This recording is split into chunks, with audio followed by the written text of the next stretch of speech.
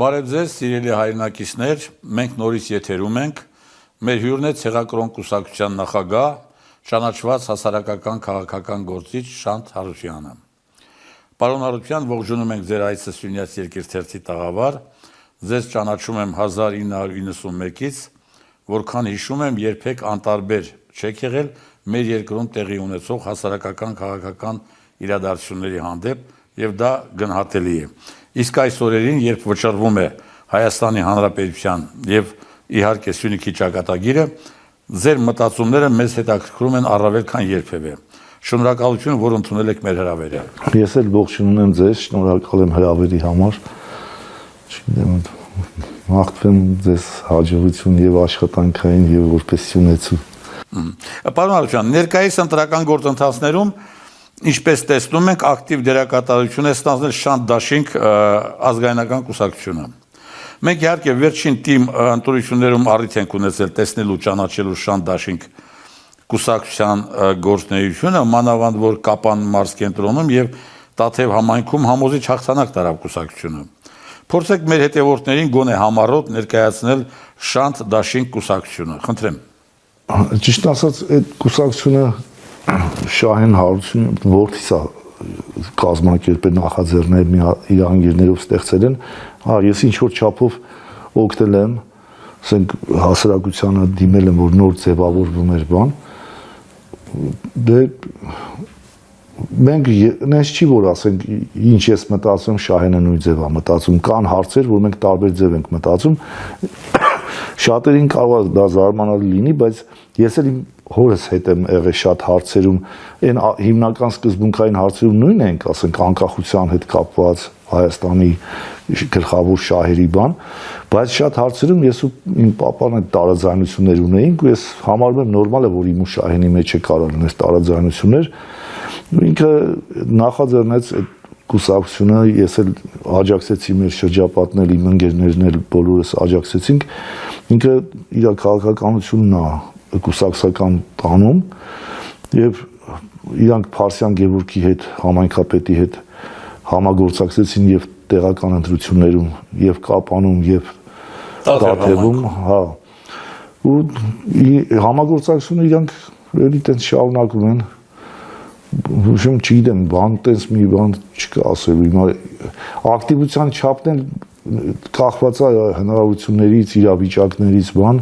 երբեմն ակտիվ ավելի լինում, երբեմն մի քիչ ավելի պասիվ, կախված գործընթացներից երկրում տեղի ունեցող քաղաքական, տենց Շանթ Դաշինքի մասին ես այդքան չգիտեմ ուրիշ ինչ կարամ ասեմ։ Պարոն Հարության, իդեպ Տաթև համայնքում, որքան հիշում եմ, կուսակցությունը մեկ տարի առաջ դադարեցրեց համագործակցությունը իր իսկ աջակցությամբ համայնքապետ ընտրված անձնավորության Սամվել Լալայանի հետ։ Ինչ տեղի ունեցավ։ Դա իրանք այդ իմ համար ցավոտ թեմա է, որովհետև այնտեղ մարդ կա, որին ես շատ սիրում հարգում էի, որ տենց եղավ, ասենք, բան, դրա համար ես հիմա դժվար է խոսալ անելել չեմ ուզում տամ Լալայան Սամվելի ուղղակի համայնքապետի մասին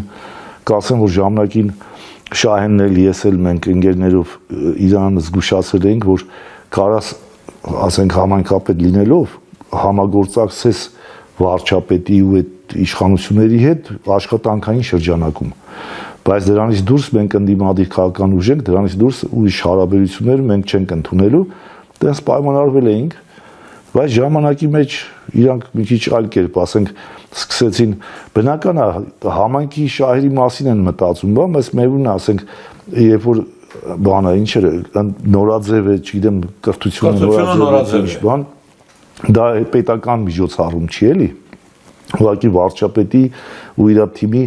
նախաձեռնություններ ու համայնքապետը պարտավորություն չուներ, որ անպայման գնար, ինչ որ դերակատարություն փորձեր ունենալ բան, ունեցավ ինքը հարաբերություններ այդ ոլորտում, այսինքն աշխատանքայինից դուրս, որը մեր այդ պայմանավորվածության խախտում էր ու Շահենը բնական է իրան հեռացրեց, բայց ես իր համար այդքան չեմ ափսոսում, այնտեղ կա ավելի կարգին տղակար, որ տենց էի կարծում, որ ավելի շատ պարկեշտ մարդ է, որին շատ սիրում հարգում էի, բայց անունը այս պահին չեմ էլ ուզում տամ, նրանից եմ ես ավելի շատ, թե չէ իմ կյանքի ընթացքում այնքան եմ տեսել նման մարդկանց, ասենք, սկզբունքներից հրաժարումներ, բան, հիմա դա սովորական բան է, ավելի շատ Շահյանի համար է, Շահյանը որ ջահել է, ավելի ինքը հավատում է, որտեղ այդքան փորձել չունի, ու իր համար կարող է մի քիչ ավելի դժվար է, ինքն գնաց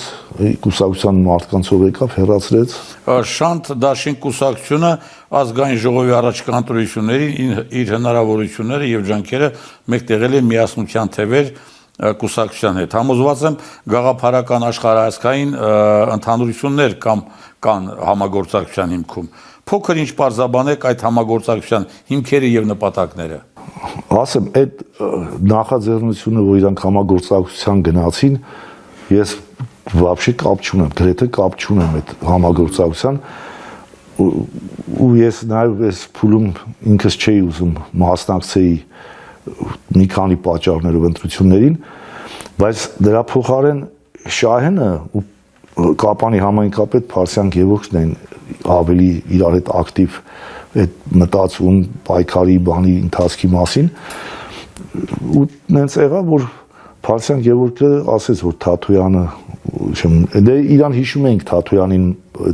սահմանների պատերազմից հետո ակտիվ էր բան ինչ որ դրական եւ պատերազմի ընթացքում եւ հետո հա դրական դերակատարություններ ու քանի որ Սյունիք շատ էր եկել բան Փարսյան Գևորգը տեսել էր իր աշխատանքը իր նվիրումը բան Շահյանի հետ իրանք քննարկել էին որ եկել էին Գևորգը ասել էր եթե գնաս Երևան նա ամեն դեպքում հանդիպի Շահյանը ասեց գնամ հանդիպեմ ասի հա քո գործն է հանդիպեցին ընդհանուր ինչ-որ եզրեր գտան իրար հետ պայքարի ես ոչ ասենք թե նենց դրանից շատ ողջևորվել ուրախացել եմ բայց նաև չեմ դժգոհ ասել եմ լավ է նա որ այդ մարդիկ քաղաքականության մեջ առայսօր չեն եղել գոնե անցյալի հետ կապված արատավորված չեն իսկ աշխատանքային ունեցել եմ պետական աշխատանք էլի որ մամուլում ես առիթ ունեցել եմ ասեմ որ էլի որ իրանք են օդիոս իրավիճակների մեջ չեն եղել կամ մարդկանց հետ առնչվել բան ասիկը պարկեշտ բան չինովնիկ կամ պաշտոնյա են եղել դա արդեն այս իրականության մեջ խոսում է իրանց մասին դրական իսկ իր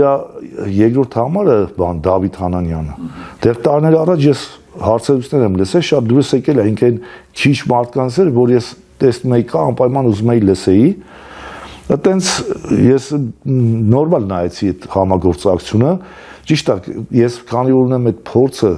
անվստահության բնական է օբյեկտիվորեն միշտ իմ կասկածամտությունը կա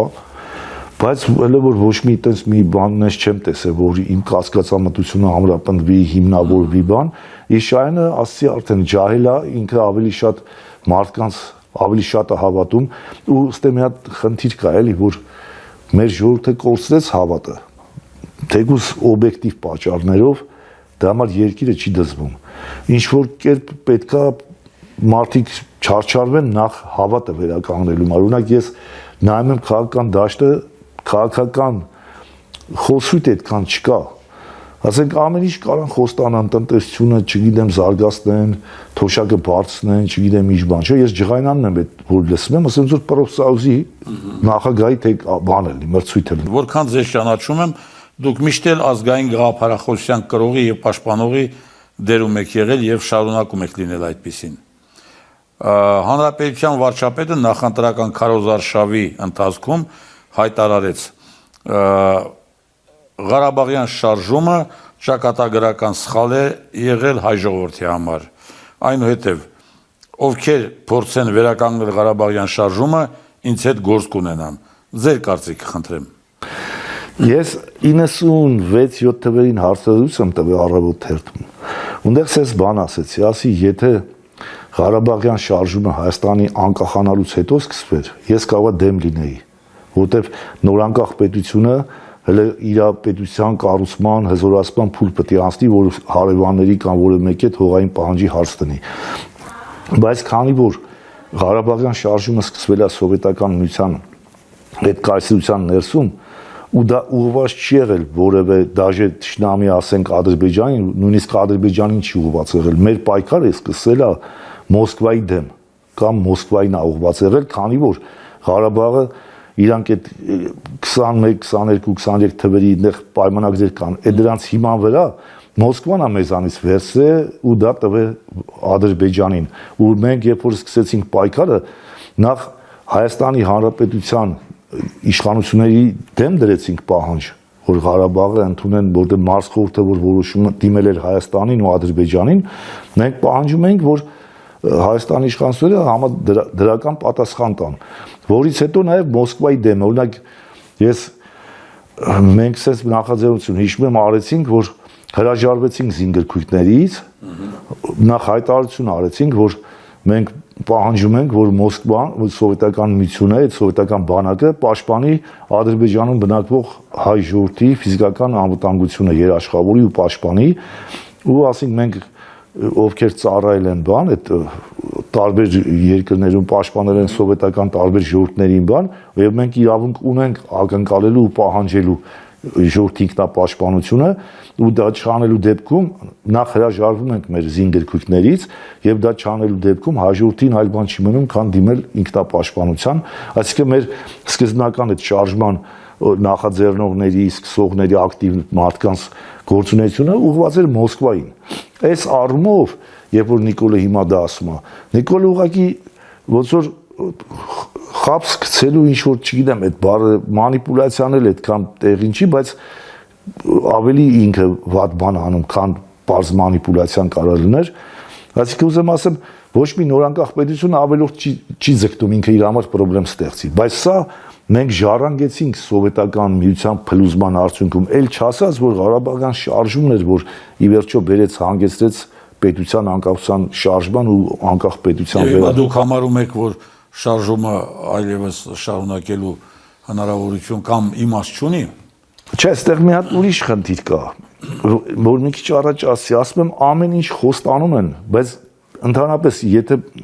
ժողովուրդը ոնց կարող հաջողություն ունենա, եթե ինքը ունի սեփական պետությունը։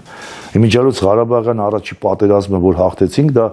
նաև այդ անկախ պետություն ունենալու ու պետական քաղաքականություն իրականացնելու արդյունք էր այլև այլ գործոնների հետ միասին էլի աշխարհակաղակական կամ բան, բայց մեր անկախ լինելը շատ մեծ դեր խաղաց։ Պատերազմից մի օր ու կես առաջ, սեպտեմբերի 25-ին խոսակցություն եղավ։ Ես ասի, որ մեր համար գլխավորը պետքա լինի բան Հայաստանի անկախ պետության կայացումը ու հզորացումը, այդ ժամանակ Ղարաբաղի հարց կլի, թե Նախճեվանի, թե չգիտեմ ինչի, մեր պետությունը պետք է հզոր լինի, բայց ասի ցավոք այսօր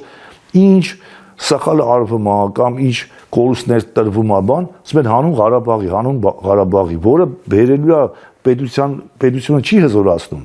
Ասենք Ղարաբաղը արհեստականորեն դառնում է գլխավոր գերխնդիր պետության համար, ու այն ավելի կարևորը որ ինստիտուցիոնալ կամ ասենք ավելի կարևոր քայլեր կամ միջոցառումներ պետության հզորացման, էդի բարձի թողի են թողում, ամեն ինչ ուշադրություն տանում են Ղարաբաղի վրա, այնտեղ էլ մեծ հաշվով ոչ մի առաջընթաց։ Դա 2020-ից առաջ։ 2020-ի սեպտեմբերի 25-ին եմ ասել դա։ Պետքա դու քո պետությունը հզորացնես նախ եւ առաջ։ Հետո նոր կարողանաս քո հզորությանը համապատասխան փորձես քո հարցերը լուծել։ Ուզում ասեմ, այդ կա որոշակի հարցեր իսկապես, որը ասենք Նիկոլ Փաշինյանը դա շահարկելով բան ինչ որ ոնց որ լոգիկայի դեգրադացիայի վրա տանելով բան փորձում է ասենք իր դավաճանությունները, իր կապիտուլյացիոն քաղաքականությունը արդարացնի։ Դրա համար իմ պատասխանը միանշանակ չի, որ ես ոնց եմ նայում այդ հարցին։ Հիմա եթե պատկերացնեք, մենք չունենք որևէ պոտենցիալ։ Ինչ ասենք ոնց կարանք ասենք Ղարաբաղյան շարժում ենք նորից տանում։ Այդ դեպքում դրանից բխող ես երկու հարց ունեմ ձեզ։ Սյունիքում Արցախի եւ Արցախցու հանդեպ առանձնահատուկ վերաբերմունքը, այդ մասին դուք գիտեք։ Նախ ինչպես է գնահատում հանրապետությունում արցախցիների ինտեգրման ընթացքը, նույնիսկ նրանց ընտրական իրավունքն է հիմա վիճարկվում, ցավոք սրտի։ Եվ երկրորդ, ինչպես եք պատկերացնում Արցախյան հիմնախնդրի լուծման հեռանկարը։ Առաջի մասին չեմ կարող պատասխանեմ, որտեղ այդքան տեղեկացված չեմ արցախցիների ինտեգրման, ասենք կյանքի, կենցաղի կամ ընտրական իրավունքի կամ այլ իրավունքների հետ կապված, հիմա կարող է դա իմ թերությունն է, իմ սխալն է, բայց անկեղծ ասում եմ, ես չեմ կարող պատասխանեմ, իսկ հեռանկարը այդ Արցախի էլի կրկնում եմ Հայաստանի պետությունը նախ իրանց պետք է ֆակտոր ներկայացնի։ Եթե Իրանից որևէ ֆակտոր չներկայացնի, ասենք գործոն չդառնա բան, ոչ մի արդյունք չի լինի։ Կարող է գա իրավիճակի այս կամ այն գերտերությունները իրանց շահերից ելնելով նորից սկսեն հրահրել, շահարկել, բայց ելի հայ ժողովուրդը վերջում մնալու է ձեռնունայն։ Խնդիրը մեր հայոց պետականության հզորացումն է նախ եւ առաջ։ Հա, իրանք օրինակ 91 թվականից մենք անկախացանք, հələ առաջի իշխանություններից սկսած երբեք չաշխատեցին այն ուղղությամբ, որ ասենք պետականությունը լինի գերկարևոր ժողովրդի համար, բայց դրա փոխարեն ասենք ոգևորիչ է իհարկե, որ կարողանում ես քո պատմական տարածքները հետ վերցնես, բայց դու պետք է մի հիմնացիոն ունենաս, որի վերցնում ես, որ ինչ, այսինքն պետք է լինի ամուր կորիզը, որի շուրջ դու կարողանաս քո խնդիրները լուծես բան, այս առումով չարեցին դա, պետականության դերը ստորադասվեց Ղարաբաղյան հաղթանակի նկատմամբ դերին, ռազմական հաջողությունները պետքա բխեն պետության ամրությունից, հզորությունից։ Ուրեմն օրեր առաջ հանրապետության վարչապետը օգտագործեց իր գլխավոր երկու փամփուշտը, նախընտրական ժամանակի կտրվածքով նկատի ունեմ, Զորահավաք եւ Միացյալ Նահանգների նախագահի աջակցության գիրը, նաեւ Միացյալ Նահանգների պետքարտուղարի այցը եւ մեր արտգործնախարարի հետ իրենց ուզած երկու փաստաթղթերի ստորագրումը։ Ինչ եք կարծում, դրանք անդրադարձ կունենան ընտրողների տրամադրությունների վրա, թե ոչ, եւ դրա շարունակությունը։ Ինչ ակնկալել քվեարկությանը նախորդող վերջին օրերից, որտեղ այդ օրերի հետ կապված շատերն են գուշակություններ կատարում, եւ ինչ հետընտրական զարգացումներ եք ակնկալում։ Այսօր Հայաստանում այդ ընտրությունները իրանք սոսկ ընտրություններ չեն, իրանք վերածվել են գեոպոլիտիկ, աշխարհաքաղաքական պայքարի, հիմա հիբրիդային պատերազմ են ասում, թե ինչ բան։ Հիմա ցավոք սրտի այդ վիճակում ենք մենք, ու մեր ժողովուրդը էլի ցավոք սրտի չի կարա դրա դեմ որևէ բան անի, մեր ուժերից վերա։ Դրա համար այդ ամեն ինչը այո ինքը օգտագործում է, բայց հետաքրքիրն է, որ ոչ միայն Միացյալ Նահանգներն է ձեռնտու, որ ինքը Նիկոլին պաշտպանում է, կամ այդ Ռուբիոն, որ եկավ, դա ասենք Եվրոպային էլ բնական է, իրանք էլ են հայտարարել պաշտոնապես, որ աջակցում են, Թուրքիան էլ, Ադրբեջանն էլ, բայց այնա ցավալի, որ նաև Ռուսաստանը 2-0-ով է խաղում։ Նիկոլից ինքը Նիկոլին ասել է արխային գնա, թեկուզ կեղծիքով է կկրես, մյուս կողմից էլ ականներ է դնում, որ հետընտրական process-ում ինքը երբ որ որոշում կայացնի տապալել Նիկոլին, բնական դիտվի, ասի, որ բան է։ Դրա համար ակտիվացում ստե բազմաշերտ կա։ Ինքը Նիկոլին ինչի պահեց այսքան տարի, որպեսի հնարավորություն լինի, որ երկրորդ ճակատ Կովկասում չբացվի Ռուսաստանի դեմ։ Որտեւ արևմուտքում կան ուժեր, որոնք ասում են Ուկրաինայի հետ պատերազմի համար, Ռուսաստանի դիրքերը թույլատնելու համար արժե Կովկասում երկրորդ ճակատ բացել, Պրիդնեստրովիայում երրորդ ճակատ բացել բան, որը Պուտինին ասենք մահացու հարված կլինի։ Ինքը դրա համար ամեն քայլի գնում է, որ գոնե այդ երրորդ ճակատներից չլինեն։ Հիմա տեսեք ինչ, Միասնության թևեր կուսակցության Կապանյան այցին անդրադառնանք, մայիսի 31-ին տեղի ունեցած, քարոզարշավի ընթացքում քաղաքական որևէ ուժ մարզկենտրոնում նման ջերմ ընդունելության չէր արժանացել։ Ըստ ձեզ, ինչով է պայմանավորված կապանցիների նման ընդգծված համակրանքը Միասնության թևերի հանդեպ եւ ինչ եք կարծում, Միասնության թևերը կկարողանա նեցուկ լինել կապանցիներին արկա բազմաթիվ խնդիրների լուծման ճանապարհին։ Նախ ասեմ, որ այդ ջերմությունը անկեղծ ու ազնիվ այդ վերաբերմունքը կապանցիների կողմից պայմանավորված է համայնքապետ Փարսյան Գևորգի գործոնով կամ իր արկայությամբ, իհարկե թողների Արման Թաթոյանն ու թիմներն, բայց ես ինչ կա, այնի պետք է ասեմ, ես չեմ։ Ու вообще-то Փարսյան Գևորգի ֆենոմեն են ասում, թե երևույթ են ասում, այսօրվա հայ իրականության մեջ, ոչ միայն այսօրվա, այլ 30 այս անկախ տարիների, вообще բացառիկ դեպք է, որի մասին ես կգա ժամանակ, ես ընդհանուր հանրապետական общий մամուլով կխոսամ։ Մենակ մի բան կարամ ասեմ, ժողովուրդը ինքը այդքան Թաթոյանից վատ բան չի տեսել, հիշում եմ մի մասը, որ բոլորը չի որ հիշում են, բայց ինչ որ մասը կա իմ ընկերներից եկան, որ ասում են եկավ նույնիսկ քաշքշեց այդ բանի Չայզամի կողմերը պաշտպանելով բան, այդ դրականը կա, բայց հիմնականում Փարսյան Գևորգին են ժողովուրդը վստահում։ Ես մի քիչ առաջ որ ասի մեր ժողովուրդը հավատը վստահությունը կորցրել է, դա ընդհանրապես պետությունների մահացման հիմքն է։ Եթե ժողովուրդը իր պետության նկատմամբ հավատ է կորցնում, դա վերջն է, այդ պետությունը կմեռնի։ Հիմա այս 35 տարվա մեջ մի հատ համայնք, ճիշտ է, կարևոր համայնք, ոնց որ ակամա ասեն, թե գիտակցված, որտեղ Կապանի ժողովուրդը ինտելեկտուալ է։ Ընդհանրապես որ հիշում եմ, ասենք Աթաջյան Գագուել Անդրեյի գիտակցված։ Այսինքն դժվար է խափանցներին խափելը, բայց եղել է, բոլոր ոնց որ ամբողջ Հայաստանում խափել են։ Հիմա այս դեպքերի բերումով իրանք ճիշտ ընտրություն կատարեցին 18 թվին, որի ապացույցներ, որ 3 տարին չէր լրացել, առաջի անգամ 10.500 ձեն հավաքեց, ՔՊ-ի ամենաբարձր պիկ հեղինակության վաղ, նա 8.5-2000 ձենով կրեց ՔՊ-ին, բայց 21 թվին ուղղակի մրցակցություն չեղավ, 20,000-ից 14,000-ը ընտրեցին Փարսյան Գևորգին, դա արդեն իր աշխատանքն էր, եթե այն մեկը նաև իր հոր ռազմիկի աշխատանքներ, որ ժողովուրդը սիրում էր ռազմիկին, Փարսյան ռազմիկին բան, այս մեկ արդեն որպես քաղաքապետ, համայնքապետ Փարսյան Գևորգի աշխատանքը գնահատեցին, երբ որ 3 տարի նույնիսկ չէր հասցրի աշխատեր։ Այս առումով ուզեմ ասեմ, ոչ թե ուզում եմ նսեմացնեմ միասնության թևերի ու շան դաշինքի իրանց գործունեությունը հայրենիքի նկատմամբ նվիրվածությունը, այլ իրականությունը դա է, ու դա պետք է օրինակ ծառայի, вообще-то, ասենք ես կուզեմ, որ ամեն մարզ, իր ամեն համայնք ունենար, կարողանար իր մեջ ուժ գտներ, հետար Փարսյան Գևորգի նման մարդ գտներ ու ընտրեր։ Եթե մի քանի մարզ դա անեին, չէ, վերջում դա, ասիկը վարակիչ կդառնար։ Եվ որ ես տղեկին ասում էի, պետք չի, ինքը դե ասում է, ես իմ քաղաքը բան, ես միշտ ասում եմ, որ քո պես պոտենցիալ ունեցողը չպետք է սահմանափակվի, էլի, համապետական պոտենցիալ ունեցող ինքը գործիչ է, ես տենց եմ համարում, ինքն է խուսափում, բայց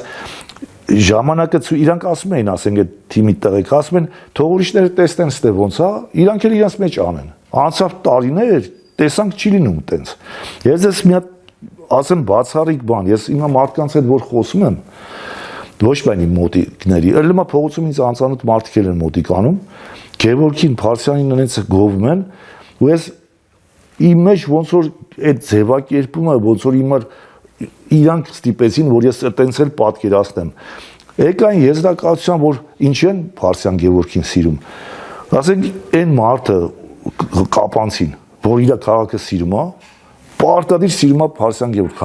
համայնքապետին։ Ու փորձում եմ հասկանամ այդ մեծ ձեները ոնց է։ Ասենք օրինակ ուրիշ քաղաքներում էլ կան ընդդիմադիրները կրում են, չէ, հաղթում են։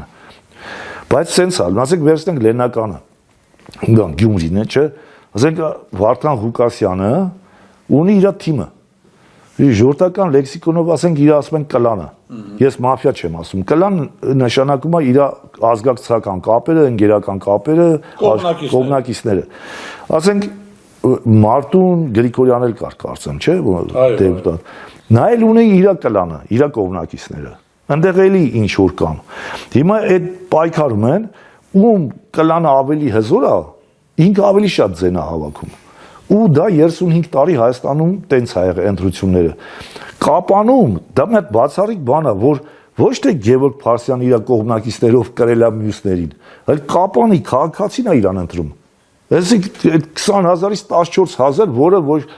Գևորգ ինգերներից է, ոչ բարեկամներից է, ոչ իբանից է,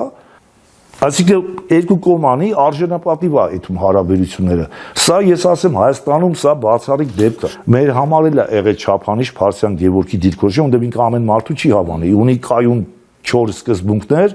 որ այդ սկզբունքները եթե խախտվի, ինքը ելի ես կարող ներեմ, ինքը չէ։ Շատ օբյեկտիվ եք իրավիճակը գնահատում, ես լիովին համաձայն եմ ձեր հնչեցրած գնահատականներին։ Հիմա մեկ ուրիշ հարց։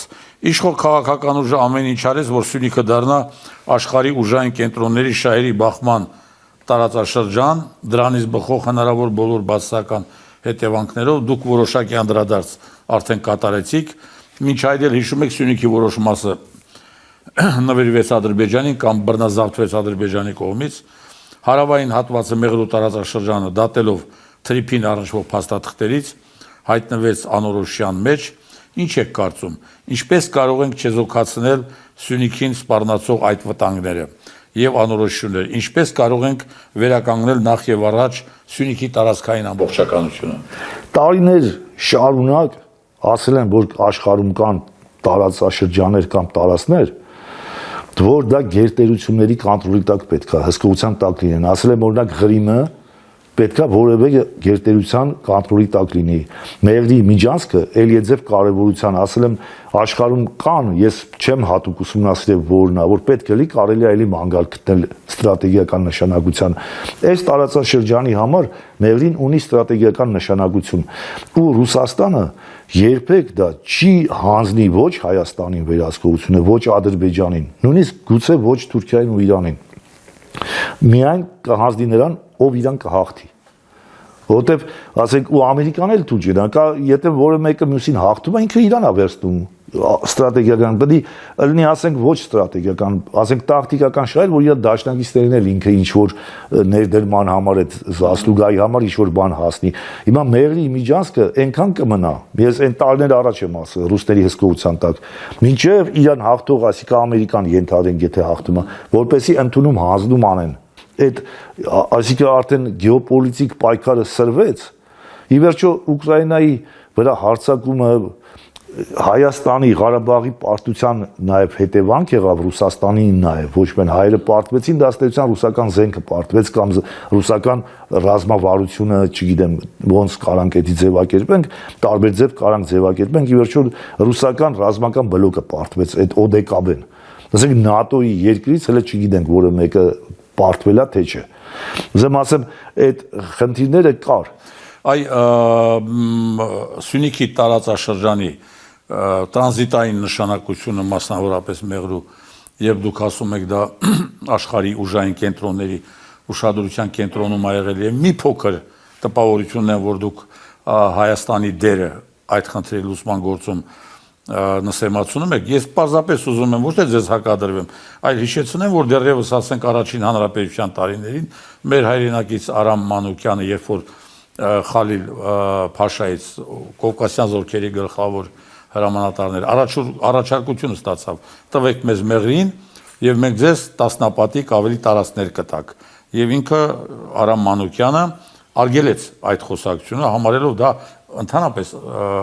քննարկման ոչ ենթակա հարց։ Նույնը հիշում եք, այդ խնդիրը կար խորհրդային իշխանության տարիներին,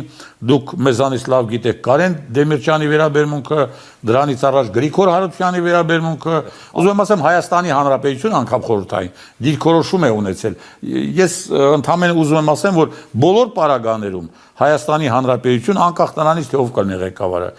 խոսք ունի ասելու այս հարցում։ Չէ, ցանկացած անկախ պետություն իրանց խոսքը ունեն ասելու, դրա մասին չի խոսքը, բայց որ հիմա շատ է տարածված, թե Գրիգոր Հարությունյանը դիմեց, ասում էր Ղարսը բանը հետվեկալ ենք, հետո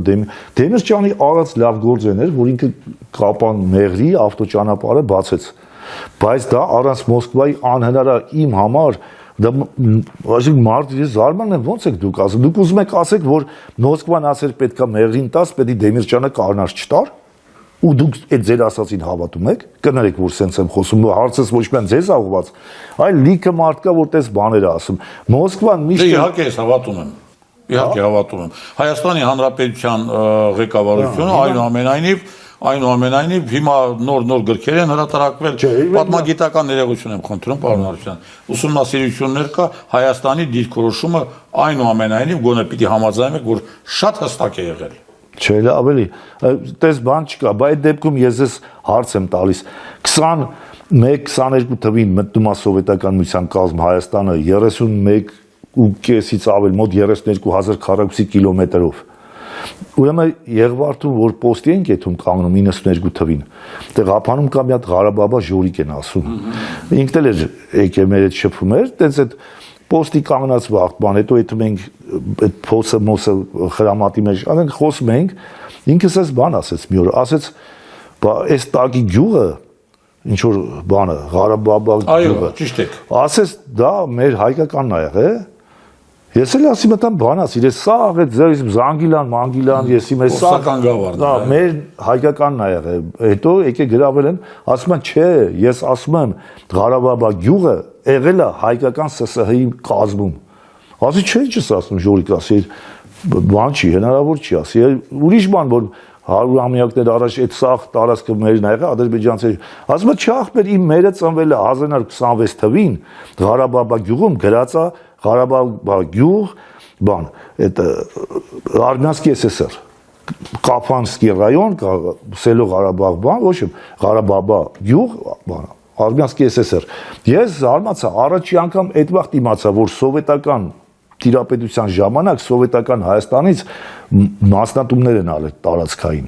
Հետո բնական է կարծացի հանրագիտարանում էլ որոշ բաներ կա, բանը Ղալեչյանը կա լավ քարտեզագետ է, պարբերաբար նա նշում տարբեր մարդիկ, որ ասենք անկլավներ էլ չեն եղել, բան չեն եղել։ Հիմա ես, ովքեր Երևանում եմ ունեն մեծ ձևի խոսակցություն էլի բանավիճում եմ, ասեմ, բալավ ասում եմ, եթե ընդունենք այդ ինչի ադրբեջանցի կարողանում էին սովետական միության ժամանակ իրանց շահերը պաշտպանեն, բայց հայերը դաժե փոքր գյուղերը, անկլավները ստրատեգիական, բայց նշանակություն չէին կարողանում պաշտպանել։ Պարոն, մենք այդ հարցով խոստանում եմ կհանդիպենք եւ կքննարկենք Սյունիքի սահմանների հետ կատարված աշխատանքները խորհրդային տարիներին մինչև այսօր։ Ես խոստանում եմ ձեզ, բայց քանի որ մեր թեման կապված է նախընտրական իրավիճակի հետ, ես ուզում եմ մեկ ուրիշ հարցի վերաբերյալ ձեր դիրքորոշումը ճշտել։ Ներկա քարոզարշավի գլխավոր հարցը շարունակում է մնալ պատերազմի եւ խաղաղության հիմնախնդիրը։ Իշխող քաղաքական ուժի տեսակետը ծանոթ է ձեզ, եթե ես չվերարտադրվեմ, պատերազմ կլինի, անգամ ժամկետն են նշում սեպտեմբեր ամսին, մյուս քաղաքական ուժերը իրենց տեսակետն են առաջարկում եւ իշխող քաղաքական ուժի մեղադրում 3 անգամ պատերազմ հրահարելու կամ պատերազմ բերելու մեջ։ Կուզենայի ձեր դիրքորոշումը իմանալ, որտեղ պատերազմի եւ խաղաղության հարցը այնուամենայնիվ նախընտրական Սյունիքի գլխավոր հարցերից մեկն է։ Հա, իրանք բոլորն էլ խափում են ելնելով սեփական շահերից, ասիկը շահերը իշխանատենչությունն է այս դեպքում։ Փողը բան ասենք Քոչյանը փողի կարիք չունի, Ծառուկյանը փողի կարիք չունի, Սամվել Կարապետյանը փողի իշխանատենչությունից Նիկոլն էլ արդեն այլևս փողի կարիք չունի։ Այնը ձգտում է իշխանությունը պահի խափում է, ժողովրդին մանիպուլյացիա վախի տակ պայելով։ Նրանք հակառակ քարոզություն են անում, որտեվ ընդհանրապես նման պատերազմները նման կարգի երկրներում առանց գերտերությունների կոնսենսուսի չի լինում։ Համաձայնության էլի մեկ էլ կարա լինի, երբ որ գերտերությունները իրար մեջ չունեն այդ ընդհանուր կոնսենսուսի, իրար դեմ են պատերազում, երկու դեպքում էլ փոքր ժողովուրդները չեն կարա գերտերությունների որոշումներին փոխեն։ Հիմա կարանք Նեժդեի օրինակը բերենք, դուք սկիզբը Արամ Մանուկյան ասիք, բայց ես Նեժդեի օրինակը բերեմ ու նաև Սյունիքի, որ ասում եք ինչ կարա հեռանկար լինի։ Տեսեք, այն ժամանակ ռուսները, բոլշևիկները եկան Հայաստանի Հանրապետության իշխանություններին ասացին, որ մեր համաձայնություն տվեք, որ մեր զորքերը մտնեն Ղարաբաղի մարզ, Զանգեզուրի մարզ եւ Նախճեվանի մարզ, որպես վիճարկելի տարածք ժամանակավորապես ռուսական զորքը տեղակայեն, հետո խաղաղության համընդհանուր փաստաթղթի մեջ այդ վիճարկելի տարածքի հարցը կլուծվի։ Ու նրանք բնական է ինչ որ ասենք կանալներով հայերին ասում են դե մենք գիտենք ձերնա ձերը կլինի, Ադրբեջանը մի ուրիշ բան էին ասում, բայց իրանք Թուրքիայի հետ որոշել էին ինչը որ որոշել էին իրանք փոխադարձ շահերով, ոչ թե հայերի շահերով Ադրբեջանը, այլ ռուս-թուրքական փոխադարձ շահերով էին որոշել։ Հայաստանի Հանրապետությունը համաձայնվեց, իրանք մտան Ղարաբաղ, մտան Զանգեզուր, մտան Նախճեվան, բայց Նեժդեը չընդունեց դա, եկավ խուստու բացացավ, ապստամբեց ու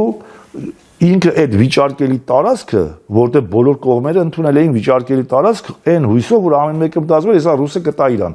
Նեժդեն էլ որոշեց, որ դա վիճարկելի տարածք է, ճիշտ են ասում, ու ինքը վիճարկեց, որ դա հայկական տարածք է ու անվիճելի։ Ու հասցրեց նրան, որ անվիճելի դարձրեց։ Հիմա սա ինչի համար եմ ասում։ Տարբեր տարածաշրջաններում համաշխարհային քաղաքականության լինում է, որ գերտերությունները փորձում են ինչ որ այդպես շահերը իրանց առաջ տանելու համար վիճարկելի տարածքներ կամ այլ շահեր կամ նավթահորեր կամ ծովի ինչ որ ափեր սարքեն, որպես իրանք այդտեղ ներդրվեն, իրանց շահերը առաջ տանեն։ Հիմա 20-րդ դարի վերջում էլի որ Ղարաբաղը դառավ վիճարկելի, միջազգային հանրությունը ընդունեց վիճարկելի տարածք եւ Ռուսաստանը, Միացյալ Նահանգներն ու Ֆրանսիան հատուկ խումբ ստեղծեցին, որով իրանք ընդունում էին, որ դա վիճարկելի տարածք է։ Հիմա այս առումով այո, Նիկոլը արել է դավաճանություն, որ ինքը անվիճելի է դարձրել։ Նեժդեհը ասում եմ 100 տարի առաջ անվիճելի դարձրեց Զանգեզուր հայկական։ Հա, բայց տեսեք, եթե մենք թույլացել ենք բանի Նիկոլ Երեսից, Ալիևը նորից ասում է, չէ, Զանգեզուրն էլ է վիճարկելի։ Այսինքն ինքը ասում է իմն է, բայց դա դարձնում է վիճարկելի, երբ որ ասում է իմն է։ Հիմա սա ինչի համար եմ ասում, որ այս ամեն ինչ որ կատարում է խաղաղություն կլի թե չէ, մեր նման երկրներից չի կախված։ Պուտինը պատահական չէր, մի տարի առաջ ասեց, աշխարհում կարող է մի 4-5 երկիր լինեն անկախ, բոլորը այս կամ այն կերպ ինչ որ մեկից կախված են ելնում, մնացած բոլոր պետությունները բացարձակ իբր ինքնիշխանություն չկա, ու դա բնական է։ Պարոն Ալթունյան, այսինքն ես ձեզ ճիշտ հասկացա, որ պատերազմի եւ խաղաղության օրակարգը նախընտրական քարոզարշավի այս օրերին ինչ որ չափով կեղծ է։ Հա։ Դա արվում է իշխանության կողմից ժողովրդին վախեցնելու համար, որպեսզի վախից գնան իրան ընտրեն։ Են մյուսներն էլ իրանց օրակարգում են։ Ես ձեզ հասկացա։ Բայց ես մի ուրիշ բան ասեմ, էլի։ Այդ մի հատ շատ լավ խոսք կա քաղաքական, ասում են ազգերը չեն մեռնում կանուր տրված պատերազմներում, այլ ներքին իմունիտետի կորստից, ժողովրդի դիմադրականության կորստից, էլի, դες մի հատ լավ խոսք կա, ու դա անառարկելի ճշմարտություն է։ Հիմա սա ինչի համար եմ ասում, որ ինչքան էլ որ ասեն գերտերություններն են փոքր ազգերի ճակատագիրը որոշում։ Ի վերջո գերտերությունները հաշվի են առնում այդ ազգերի իմունիտետը ինքնապաշտպանական։ Հիմա Նեժդեհը օրինակ ցուցիչն էր այդ ազգի իմունիտետի, ասեն գոնե Սյունյաց հատվածում։ Ես այսօր օրինակ կարևորում եմ Փարսյան Գևորգի նման գործիչներին։ Ճիշտ է, այն ժամանակ ուրիշ իրավիճակ էր, Նեժդեհն էլ մի քիչ այլ որակի կամ իրավիճակի գործիչ էր, քան այսօր, բայց կամային առումներով մարդը, որ ունի ներքին իմունիտետ, գործիչները ունեն իմունիտետ, իրանք նախ այդ իմունիտետը փոխանցում են իրանք ժողովրդին, ժողովրդն էլ է համախմբվում կամքի շուրջ։ Այսինքն, երբ որ ես ասացի ոչ մի բան բրոձի մեզանից կախված չի, իտոգում այո, կախված չի։ Ես դա է ասում, դուք եկաք իմ տեսակետին։ Եթե պետք լինի, դուք եկաք իմ տեսակետին։ Չէ, մի հատ բան ասեմ, իրանց որ պետք է լինում, դաժե գենոցիդի վրա աշկ են փակում մինչև հիմա 21-րդ դարում։ Սյունիքին սպասվող կամ սպառնացող եւս երկու մարտահրավերի մասին կուզենայի ձեր վերաբերմունքը իմանալ, խոսքս 300,000 ադրբեջանցու այսպես կոչված վերադարձի նախագիծն է, որի առաջին թիրախը ըստ ադրբեջանական մամուլի Սյունիքն է, եւ Տիգրանաշենի հորինված խնդիրը, դուք շատ լավ գիտեք, թե ինչ վիճակում կհայտնվի Սյունիքը, եթե ադրբեջանական այդ երկու նախագծերը կյանքի կոչվեն։ Ինչպես դիմակայենք, դիմագրավենք, եթե այնուամենայնիվ փորձ անեն իրականացնել այդ նախագծերը։ Ես նորից ասում եմ, որ դա արժեքների դեգրադացիայի արդյունք է կամ հետևանք է, արժեքների դեգրադացիայի։ Եթե հասարակությունը չունի արժե համակարգ, այսինքն չունի սրբություններ, որի համար ինքը պատրաստ է ամերոպե մեռնելու, ոչ միայն ասենք այդ քյարքի Տիգրանաշենը կամ մյուս տարածքները կվերստեն, Հայաստանը պետականորեն վերանալու է, եթե հայ ժողովուրդը չունենա արժե համակարգ։ Ուրեմն այս հանդիպմանը գալուց առաջ նորից զանգեր ստացակ ընտրողներից, որ վարչական ռեսուրս կոչվածի մեջ օրվա իշխանությունը ամենաշատը հույս է կապում կրթական հաստատությունների ղեկավարների, նրանց տնօրենների, մանկավարժների եւ դասախոսների հետ դրանից բխող կամ դրան միտված գործողություններով։ Դուք կուզենաք, որպես ճանաչված գործիչ, որևէ ուղեր ցրել Սյունիքի մարզի կրթական հաստատությունների ղեկավարներին, դասախոսներին, մանկավարժներին զերծ մնալու այդ ճանապարհից։ Հա, բայց իրանք օրինակ ես այդտեղ սովորել եմ շինարարական տեխնիկումում, եղել է ժամանակ ես իմ դասատուս գրականության դասատուին շատ էի սիրում, Բաբայան Եվգենիա, հիմա ասում են ոնց որ մահացել է։ Դե ես ասենք ում որ ճանաչում էի, ում որ համարում էի իր համար արժեքներ կա, կարող է ես հիմա իրանք լինեն, իրանց դիմեի։ Բայց չգիտեմ, հիմա ես կարծում եմ Փարսյան Գևորգը պետք է իր այդ աշխատանքով նենց անի, թեկուզ իր ենթակայության տակ չեն այդ հանրակրթական դպրոցները։ Ես էդ էլ եմ զգում, լիքը մարդ, որ իրան բալետ անում սիրում է, ասեք նես չի որ իրանից կախված են։ Բայց դրա համար եմ ասում, որ քեցնանք չկա ստեղ։ Դրա համար ես ասում եմ, այդ մարդկանց ամենաշատը կարամ ասեմ, որ դուք եղեք նես ոնց որ ասենք ձեր համայնքապետը ուզում է որ իր կապանի քարի, սես մի բան ասեմ, միտեղ որ ամոթը վերացած է, այդտեղ մի ոչ մի լավ բան չի կարա լինի։ Կապանում ես տենում եմ, որ մինչև հիմա ամոթը չի վերացել։ Ես դա ասում եմ 100%, ասենք, ճիշտ է, միշտ է Սյունիքը մի քիչ բարոյականությամբ ավելի բարձր եղել, նույնիսկ ինքն էլ դեգրադացված վիճակում էլի մի քիչ բարձր է եղել, բայց Գևորգի այս հաղթանակ այս տարիների բան ավելի ժողովրդին հույս ու հավատ ա տվել։ Այս առումով ես ամենաշատը կարամ ասեմ, որ եթե սիրում եք դուք ձեր քաղաքը, հենց կրթական, որ սերունդ են դաստիարակում, եթե սիրում եք, դուք էլ պարտադիր չի ենթակալնեք, ինքը կանչի ցույցում տա, դուք էլ ձեր ներդրումը ունեցեք, բայց չէ որ ես համոզված եմ այդ կրթական բան այդ կոլեկտիվից լիքը մարդ եթե Գևորգին ընտրում է,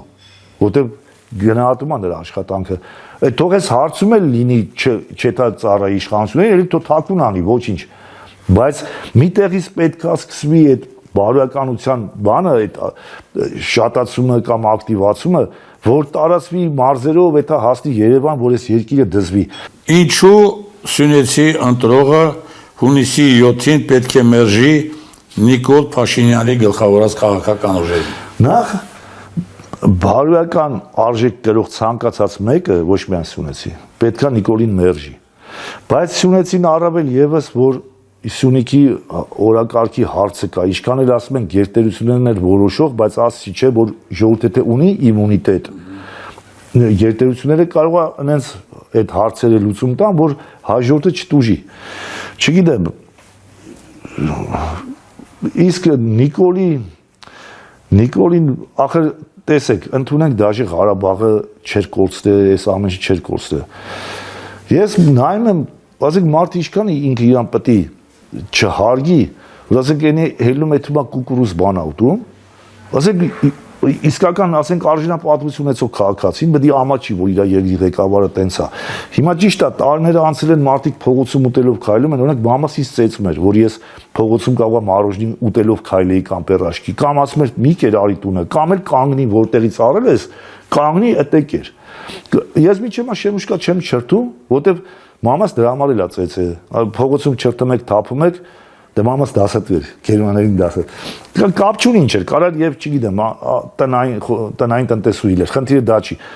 Իմ համար մինչև այսօր ասում եմ շարժում բան թողեք զուտ քաղաքավարական։ Հիմա կարող է շատերը ասել դե ես շանտելա ժարգոնով խոսում։ Հա, ես ժարգոնով կարող եմ խոսամ, երբեմն կարող է դաժե կոպիտ խոսքել ասեմ, բայց դա իմաստային է, ոչ թե աննպատակ ինքնանպատակ հելեմ սաղորը բան։ Հետո գրեհկությունը մի բան է։ Դու ստիպված կարող է կոպիտ խոսած բան, բոլոր նորմալ մարդկանց էլ դա կարա այդ իրավիճակը լի։ Այսինքն դու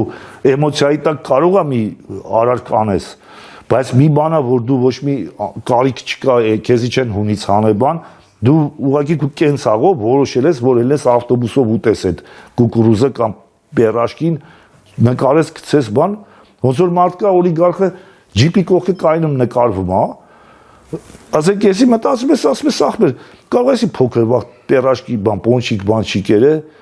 հա կարող ես էլ փոքր վաղ շատ բան չեմ կերել, բայց դա չի նշանակում, որ ես պետք է հիմա վեկալեմ ցուցադրական այն երեխեք կային այս ոնց որ ջիջիլ գցեին, բայց դե ջիջիլ բան, ստե չգիտեմ այդ ջիջիլ բառը ոնց էին ասում, մեր մոտ ասում էին, բայց ջիջիլ չգիտեմ, ես էս ունեմ, papas էսա բերը, այսինքն այդ մակարդակի մարդը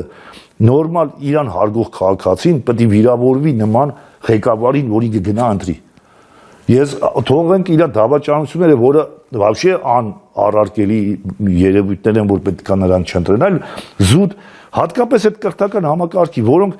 մեզի մեր դասատները դաստիարակում էին, այն ձև էին դաստիարակում ամեն հարցում դիտողություն էին անում բան, ու հիմա իրան գնում են այդպես անդաստիարակ մեկին են ընտրում։ Այս ուզեմ ասեմ տարբեր ասպեկտներով, օրինակ ես իրան երբեք չէի ընտրի, որտեղ հիմա ասեք վիրավորական կլինի, որ Էտա մի հատ երկիր պատկերացրեք ընդ մի հատ դեղին մամուլ, գրի եկել է այս երկրի ղեկավարը ու սկսի դրան կուկուրուզը կրծելուց նկարը դնի, չգիտեմ, չալա ուտելուց դնի, բայց սա էլ էլի արժեքների դեգրադացիայի արդյունք է, մեր ժողովուրդը չի վիրավորվում, այսինքն ինքը իր չափանիշները այնքան է իջը։ Դրա համար եմ ասում, ամոթի զգացում բան է, սաղ անհրաժեշտ բան է, ասենք ոնց է, չէ, ասում են էսի աբուրով մարդ է կամ անաբուր մարդ է, չէ։ Հիմա այդ ամեն ինչը վերացել է, բայց եթե նորից եմ կրկնում, Խորենասին ոնց է ասում, այն ողբի մեջ նկարագրում է սաղին, վերջում ասում է մի խոսքով սերն ու ամոթը ամենքից վերացած։ Հիմա որ նայում ենք, այսօր էլ սերն ու ամոթը ամենքից վերացած է։ Ձեր եզրափակիչ խոսքը, ամփոփիչ խոսքը ուղված մեր ընտրողներին, խնդրեմ։ Դե ինչ պետք է, ես իրավիճակում ես կոչ եմ անում ընտրել միասնության թևերին, հայ միջերս մի բան էլ ասեմ, Փարսյան Գևորգը ոչ միայն գնահատեց Թաթոյանի պարկեշտությունը, նախկինում սահմանների պաշտպանությունը, բայց դա ասում եմ, քանի որ դա շուտ ասել էր Փարսյանը, բայց երեք Թաթյանն ինքն էլ ասեց։ Երբ որ խոսում ենք անցյալ տարի, Փարսյան Գևորգը ասում էր, երբ որ ես ասում եմ դու պետք է մտնես համապետական մասշտաբի գործունեություն, ասում էր չէ, բացառված է, ես իմ քաղաքով ասում էր մի դեպք կա, որ ես կարող եմ ինձ ներգրավեմ այդ պայքարի մեջ։ Եթե վերաբերում է Սյունիքի սահմանների անվտանգությանն ու պաշտպանությանը եւ հատկապես Կապանի, որի անմիջական պատասխանատու եմ, ու ասեց կարող ես Թաթյանին իր գործունեության համար աջակցեմ, ու երեք Թաթյանը դա էլ ասեց, որ մի ուրիշ մարդ կարող է կանգնել ասել իր անձնական շահերը բրդել, ինքը մի երկու պայմանա դրել, չեմ ուզում կրկնեմ այդ պայմանները, ու թող կապանցիները իմանան, որ ոնց գիտեն Գևորգին, որ ինքը երբեք իր անձնականի խնդիրը չի բարձրացրել, այլ բարձրացրել է ոչ միայն Կապանի, այլև ամբողջական Սյունիքի։ Հետո նաև ասեմ, պատահական թե ոչ պատահական, այդտեղ ոչ միայն Թադևոսյան գորն է Գևորգի տեղակալը տեխնացուն առաջատար տեխնացուն, այլ էլի կան Սյունիքի հետ կապված, Կապանի հետ կապված մարդիկ, դա ինչ որտեղ կարող է նաև պայմանականորեն ասենք Սյունյաց կուսակցություն էլի կարա լինի։ Այս առումով հատկապես ճիշտ է, բոլորն էլ մենք բոլոր իրանք կպաշտպանեն հայ ժողովրդի շահերը, լինի Քյավառից թե որդուց, բայց հատկապես սյունեցիները մի հենարան քաղաքական դաշտում պետք է լինի։ Շնորհակալություն հետաքրքիր զրույցի համար։ Ձեզ հետ զրույցները միշտ ընթանում են բանավեճի հունով, որը ավելի հետաքրքիր է դարձնում զրույցը։ Ձեզ հաջողություն եմ ցանկանում եւ կրկին շնորհակալություն մեր հրավերը ընդունելու համար։ Սիրելի հայրենակիցներ, մեր հերթական հաղորդումը ավարտվեց։ Շնորհակալություն նաև ձեզ մեզ հետևելու համար։ Մինչև նոր հանդիպում։